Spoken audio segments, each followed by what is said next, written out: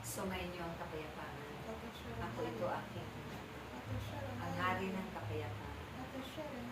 Kung ang lahat ng inyong ipinapanilang ay may katugunan, tunay at buong puso kayong magpasalamat sa Diyos. Tanggapin ninyo ang kanyang ganting pagpapala sa inyong mga pagpapagawa, dahil kailanman hindi ito nililimot ng Diyos. Ang lahat ng inyong ipinapanalangin para sa kapwa ninyo ay kanyang nadirinig.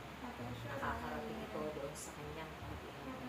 Ang inyong mga pagsamba at pag-awit, mga papuri na iniaalay niyo sa ito'y kanya laging pinananaligan. Aking kaya tularan ninyo ang aking mga ginawa. 10 ng aking mga alagad nung ako'y nabubuhay pa. Mahirap man aking mga, hindi pa man kayo ganon kabihasa. Subalit kayo'y sasanayin ng Diyos lagi sa pagpapalaganap at pagpapahilang ang kanyang mabuting balita.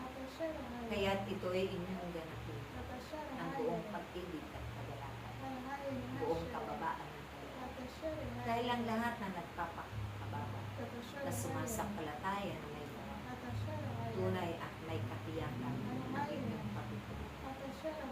Huwag ninyong sasayangin at aaksayin ang mga natitira ninyong lakas, natitira ninyong buhay at hininga. Ito'y ialay ninyo at ilaan sa Diyos na nagbigay ito sa iyo. Dahil ibabalik niya ito ang ilang ulit na buhay pa at kalakasan.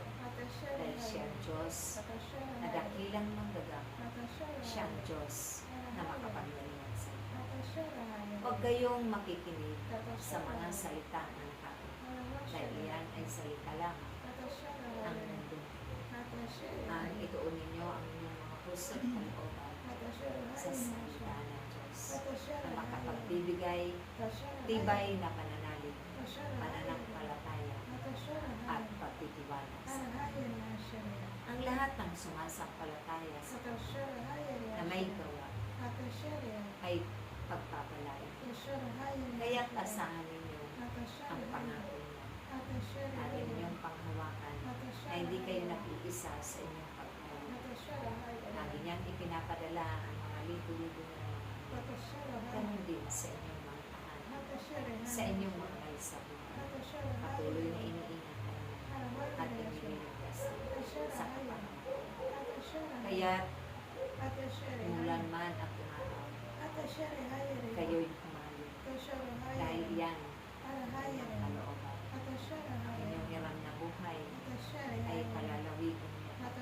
Ganun din ang inyong paglilingkod. Kayo'y tunay at makatotohanan na naglilingkod sa kanyang Panginoon. Ako ang inyong Panginoon na sa Kristo.